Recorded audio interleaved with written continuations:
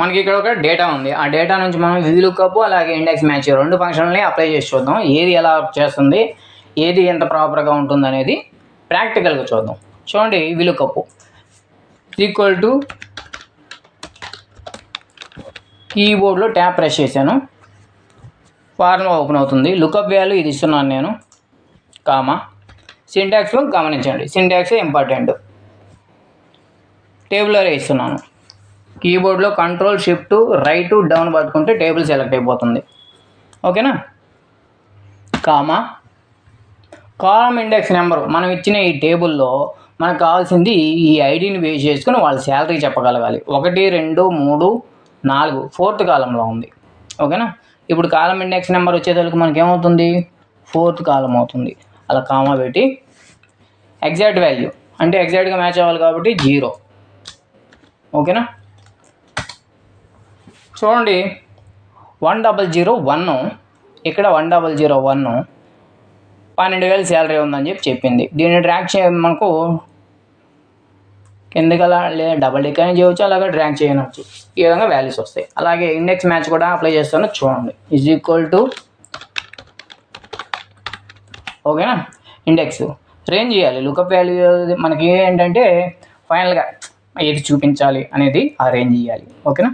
Already ప్రీవియస్లో index match గురించి డీటెయిల్గా వివరించిన, అక్కడ చూడండి. కామా పెట్టాలి. ఇప్పుడు మ్యాచ్ ఫంక్షన్ ఓపెన్ చేయాలి.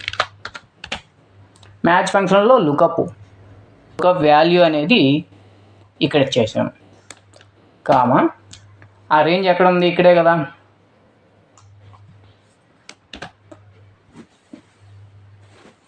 ఇప్పుడు మనకు మ్యాచ్ టైప్ ఎగ్జాక్ట్ మ్యాచ్ కావాలి. ఇందాకట్లాగే 0 పెట్టాలన్నమాట. 0 పెట్టి 2 సార్లు బ్రాకెట్ క్లోజ్ చేయాలి, ఎందుకంటే 2 ఫార్ములాస్ కాబట్టి. సేమ్ వాల్యూ అయితే మనకు తీసుకొచ్చి చూపించింది. దీన్ని డబుల్ టిక్ చేస్తుంది చూడండి. ఓకే, వాల్యూస్ అయితే మనకు వచ్చేసాయి. ఇప్పుడు రెండింటి ద్వారా మనకు వాల్యూస్ అయితే వచ్చేసినాయి. ఇక్కడ VLOOKUP లిమిటేషన్స్ ఎక్కడ ఉంటాయంటే, ఫర్ ఎగ్జాంపుల్ మీ బాస్ వచ్చాడు. ఇక్కడ నేమ్కి లొకేషన్కి మధ్యలో ఒక కాలంని ఇన్సర్ట్ చేసి Ctrl+, ఓకేనా, కాలం ఇన్సర్ట్ చేయాలంటే ఇన్సర్ట్ చేసి వాళ్ళు ఎవరు ఇంతకీ ఎస్ అమ్మా లేకపోతే హెల్పరా, ఏఎస్ అమ్మా అనేది మెన్షన్ చేయమన్నాడు మనకి ఇక్కడ. ఓకేనా? రవి అనేది ఫర్ ఎగ్జాంపుల్ ఎస్ఎం అనుకోండి, ఎస్ఎం అని పెట్టాము. అలాగే సురేష్ అనేవాడు ఏఎస్ఎం అనుకోండి, ఏఎస్ఎం అని పెట్టాము. హెల్పర్ అని పెట్టాము, లేదంటే ఇంకొక అతను హెల్పర్ అనుకోండి, ఫర్ ఎగ్జాంపుల్ హెల్పర్ హెచ్ పెట్టాను అనమాట. సో ఇలాగా మనకు ఏదైనా ఒక కాలంని ఇన్సర్ట్ చేయాలి అడిషనల్ ఇన్ఫర్మేషన్ కోసం అన్నప్పుడు మనకు సమస్య ఎక్కడ వచ్చింది చూడండి. ఫార్ములా ఇక్కడ VLOOKUP బ్రేక్ అయ్యి ఇందాక చూపించిన వాల్యూస్కి బదులుగా వేరే వాల్యూస్ని చూపించింది. అలాగే ఇండెక్స్ మ్యాచ్లో మాత్రం మనకు ఫార్ములాస్ ఏం చేంజ్ అవ్వలేదు, అందుకే మనకు వాల్యూస్ కూడా చేంజ్ అవ్వలేదు. ఇక్కడ చూస్తే మనకు కాలం ఇండెక్స్ నెంబర్ ఏదైతే ఇచ్చామో చూడండి, ఒకసారి ఫార్ములా ఎడిట్ చేసి చూడండి. కాలం ఇండెక్స్ నెంబరు 4 అనేది మెన్షన్ చేసాం పర్టికులర్గా. ఇప్పుడు మనకు ఏం ఇన్సర్ట్ చేసాం, కాలం అనేది ఇంకోటి ఇన్సర్ట్ చేసాం కాబట్టి ఈ సెల్ వాల్యూ ఇప్పుడు కాలం ఇండెక్స్ నెంబరు 5 అయిపోయింది. సో దానివల్ల ఏమవుతుంది అంటే 4thలో ఏదొచ్చి రీప్లేస్ అయ్యిందో మనం ఏదైతే 4 ఇచ్చామో దాన్ని చేసి చూపిస్తుంది. అదే ఇండెక్స్ మ్యాచ్లో అలా ఉండదు అనమాట. సో మధ్యలో ఒకవేళ కాలం ఇన్సర్ట్ చేసినా రోస్ ఇన్సర్ట్ చేసినా కానీ ఇండెక్స్ మ్యాచ్ అనేది పర్ఫెక్ట్గా వర్క్ చేస్తుంది. ఇంతవరకు ఒక క్లారిటీ వచ్చి ఉంటుంది. నేను ఈ కాలం అనేది తీసేస్తున్నాను. ఓకే, ఇప్పుడు వచ్చేసింది, ఇబ్బంది ఏమీ లేదు.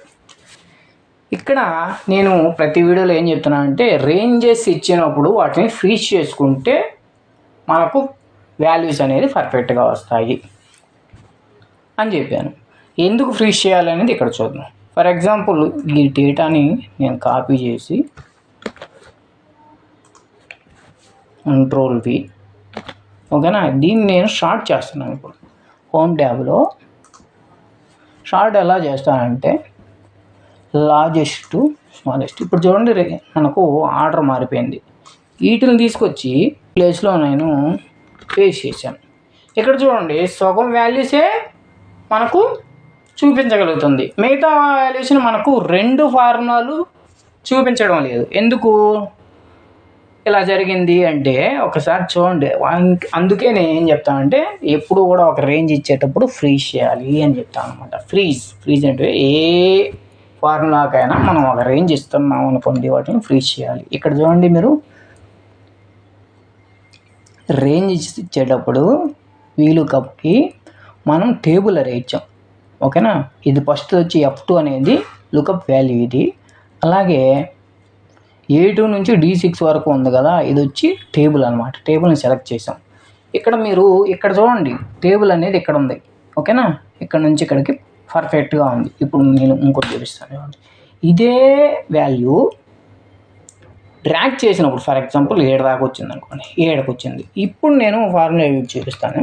టేబుల్ ఎక్కడ ఉందండి? ఇప్పుడు టాప్ నుంచి బాటం ఎంతవరకు డేటా ఉందో అంతవరకే కదా ఉండాలి ఆ టేబుల్ రేంజ్ అనేది.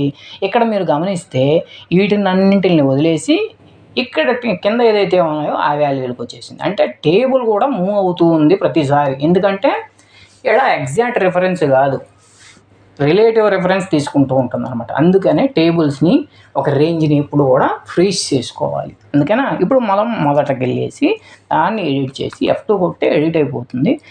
టేబుల్ వరకు మనం ఏం చేయాలంటే ఫ్రీజ్ చేయాలి. ఓకేనా, F4. అలాగే దీన్ని కూడా సెలెక్ట్ చేసుకుని F4. ఓకేనా, ఇప్పుడు మనం ఈ ఫార్లోనే డబుల్ టిక్ చేద్దాం. చూడండి, వాల్యూస్ వచ్చేసినాయి. మనం ఇప్పుడు చూడండి, నేను ఇక్కడ ఎడిట్ చేసినా కానీ ఈ టేబుల్ ఎక్కడే ఉంది. అలాగే లాస్ట్ సెల్కి వెళ్ళి ఫార్ములా ఎడిట్ చేసినా కానీ ఈ టేబుల్ ఎక్కడికి మూవ్ అవ్వట్లేదు, అక్కడికే ఉంది. ఎందుకంటే ఫ్రీజ్ చేసాం కాబట్టి. ఓకేనా, అలా ఫ్రీజ్ చేయకపోతే వచ్చే సమస్యలు ఇవి. అలాగే మనకు దీన్ని కూడా D2 ఇది ఈ రేంజ్ అనేది మనకు ఫ్రీజ్ అవ్వాలి. ఫ్రీజ్ అవ్వాలంటే F4. వీటిని కూడా ఫ్రీజ్ చేసుకోవాలి. మ్యాథ్ ఫంక్షన్లో కూడా A2 ఉంది కదా, ఒక రేంజ్ ఎక్కడ ఇచ్చామో అక్కడ ఫ్రీజ్ చేసుకోవాలి. ఫ్రీజ్ చేయడం వల్ల ఏంటంటే ఎర్రర్స్ అనేవి మ్యాక్సిమం రావు. అలాంటప్పుడు మనకేంటంటే ప్రతి ఫార్ములా కూడా ఓకేనా ఫ్రీజ్ చేయడం వల్ల ఇది ఉపయోగం. ఫ్రీజ్ చేయకపోతే ఏమవుతుందంటే ఆ టేబుల్ రేంజెస్ ఆ సింటాక్స్లో మారిపోతూ ఉంటాయి డ్రాగ్ చేసినప్పుడు. అలాంటప్పుడు మనకు వాల్యూస్ అనేవి ఎగ్జాక్ట్గా రావు. మీకు అర్థమైంది అనుకుంటాను ఈ 2 సమస్యలు. VLOOKUPతో కొన్ని సమస్యలు అయితే వస్తాయి. ఓకేనా, ఇండెక్స్ మ్యాచ్ అనేది మీకు కాలం ఇన్సర్ట్ చేసినా కానీ దాంట్లో సమస్యలు రావు. కాబట్టి VLOOKUP కంటే ఇండెక్స్ మ్యాచ్ అనేది బెస్ట్. అలా అని చెప్పి VLOOKUP వేస్ట్ అంటే వేస్ట్ కాదు. చిన్న ఇప్పుడు నా దగ్గర ఉన్నది చిన్న డేటా, నేను ఎక్స్ప్లెయిన్ చేసేటప్పుడు నా దగ్గర చిన్న డేటా ఉంది కదా, ఆ చిన్న డేటాకి VLOOKUP సరిపోద్ది. ఎందుకంటే ఏదైనా సమస్య వచ్చినా మనం మార్చుకోగలం. అలాగే ఆ కాలం ఇండెక్స్ నెంబర్ 4 ఇచ్చాం కాబట్టి చిన్న డేటాలోకి వెళ్ళి ఆ 4 బదులుగా 5 పెట్టుకుంటే అది కూడా వర్క్ చేస్తుంది. కానీ పెద్ద డేటాలో లార్జ్ డేటా ఇచ్చినప్పుడు దాంట్లో మనం ఇన్సర్ట్ చేసినా డిలీట్ చేసినా ఆ వాల్యూస్ అనేవి వేరే దగ్గర రిఫ్లెక్ట్ అయ్యే దగ్గర ఎక్కడైతే మనం VLOOKUP వాడి ఆ డేటాని గెట్ చేస్తున్నామో అక్కడ సమస్యలు వస్తాయి. ఎక్కడ సమస్య వచ్చింది అనేది మనకు అర్థం కాదు అంత పెద్ద డేటాలో. ఓకేనా, అందువల్ల చిన్న డేటాలకి ఇబ్బంది ఏం లేదు. అలాగే పెద్ద డేటాలో వచ్చే సమస్య ఏంటంటే కాలం ఇండెక్స్ నెంబర్ అనేది మనం మెన్షన్ చేయాలి కాబట్టి పెద్ద డేటాలో ఈ కాలం నెంబర్ మీద ఆధారపడి పనిచేస్తుంది కాబట్టి కొద్దిగా డిలే అవకాశం కూడా ఉంటుంది అనమాట, ల్యాగ్ ఉంటుంది. ఇండెక్స్ మ్యాచ్కి అటువంటి సమస్య ఏం లేదు. ఓన్లీ లుక్అప్ మీద అది రేంజ్ మీద ఆధారపడి పనిచేస్తుంది. మనకి ఎంత దూరం అయినా వెళ్ళండి, ఎంత పెద్ద డేటా అయినా పర్లేదు, మనకేమవుతుంది 2 రేంజ్లో 2 కాలంలో. కాబట్టి మనకు చాలా ఫాస్ట్గా వర్క్ అవుతుంది, ఎగ్జాక్ట్గా వాల్యూస్ని తీసుకొస్తుంది. Thank you so much.